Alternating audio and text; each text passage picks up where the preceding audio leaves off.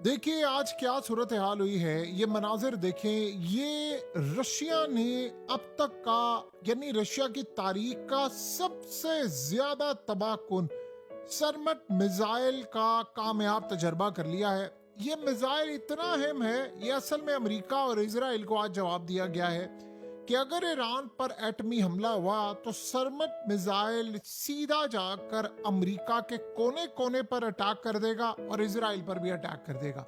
ये आप समझ लें, पुतिन ने कहा है कि हमने तारीख का सबसे पावरफुल, सबसे डेंजरस, सबसे खतरनाक मिसाइल का तजर्बा किया है। यह मिसाइल इतना अहम क्यों है और इसका चाइनीज दौरे के साथ, ईरान के साथ इतना गहरा ताल्लुक क्यों है? देखें, कई साल इनको लगे हैं इस मिसाइल को टेस्ट करने के लिए।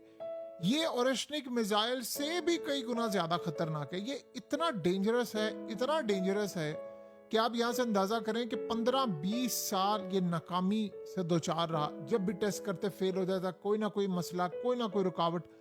आज जब ये मिसाइल का तजर्बा कामयाब हुआ तो पुतिन ने जश्न का ऐलान किया है कि यानी इतनी बड़ी सक्सेस है कि ये बेसिकली है इंटरकॉन्टिनेंटल बैलिस्टिक मिसाइल। ये आप समझ लें, इसकी जो रेंज है उसमें पूरा अमेरिका, यूरोप, इजराइल, पूरा वर्ल्ड आता है, दुनिया के कोने कोने में। अब ये हुआ क्या है?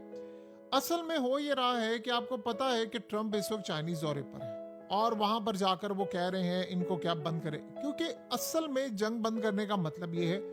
ये रिसेंटली आपको पता है क्लियरली इजराइल को पैगाम दिया गया था कि अगर आपने ईरान पर अटैक किया तो हम वहां पर एटमी हमला करते, यानी अगर उन्होंने एटमी हमला किया तो इजराइल पर भी एटमी हमला हो जाएगा और अमेरिका पर भी। हो ये रहा है कि इजराइल असल में अमेरिका को पुश कर रहा है कि आप एटमी जंग की तरफ जाएं, आप एटमी जंग की तरफ जाएं। और वो एटमी जंग, यानी आप ये सोचें उस एटमी जंग की तरफ जाने का मतलब क्या है। देखिए इस वक्त सिनेरियो कुछ ये है कि एटमी जंग की तरफ जाने का मतलब ये है कि सारे ऑप्शंस हो गए हैं खत्म, टोटली सारे ऑप्शंस खत्म हो गए, अब कोई ऑप्शन बाकी नहीं बचा।